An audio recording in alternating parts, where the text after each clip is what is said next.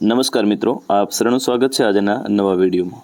બાલવાટિકા તેમજ ધોરણ 1 અને 2 માં પરિણામપત્રકો બનાવવાને લઈને શિક્ષક મિત્રોમાં મૂંઝવણ છે, કારણ કે બીજા સત્રમાં શાળામાં બાલવાટિકા તેમજ ધોરણ 1 અને 2 માં HPC કાર્ડ એટલે કે holistic progress card FS foundational stage આવેલ છે અને તેમાં સત્ર 1 તેમજ સત્ર 2 અંતર્ગત બાળકનું ક્ષમતા આધારિત મૂલ્યાંકન કરવાનું છે।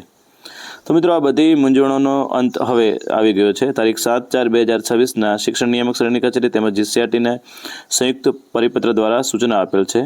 સૂચના આ મુજબ છે।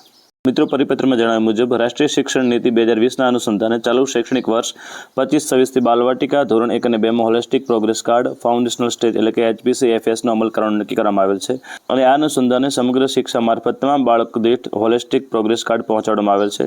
તેમજ GCRT દ્વારા તારીખ 24/1/2026ના રોજ ઓન એર તાલીમ પણ આપવામાં આવેલ છે।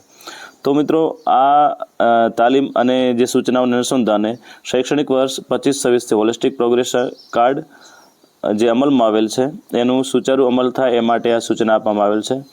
અને આજે પરિપત્રમાં એ પણ દર્શાવ્યું છે કે વર્ષ 25-26થી બાલવાટિકા અને ધોરણ 1-2 માં વિદ્યાર્થીનું પ્રગતિપત્રક D1 થી D3 અને તેમજ એકંદરી પરિણામપત્રક D2 અને D4 જે તૈયાર કરવાના રહેતા નથી। એટલે હવે માત્ર ને માત્ર આપણે હોલિસ્ટિક પ્રોગ્રેસ કાર્ડ જે ફાઉન્ડેશન સ્ટેજનું છે HPC FS એ જ નિભાવવાનું રહેશે, કોઈપણ પ્રકારના પત્રકો નિભાવવાના થતા નથી।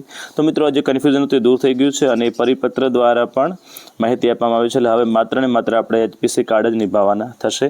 HPC કાર્ડ કઈ રીતે બનાવવા એની જે માર્ગદર્શિકા છે એની PDF તેમજ બાલવાટિકાથી ધોરણ 1 અને 2ના જે HPC કાર્ડના નમૂના છે એની PDF તેમજ આ પરિપત્ર આ બધું જ નીચેની લિંક આપેલ છે, એમાંથી ડાઉનલોડ તમે કરી શકો છો।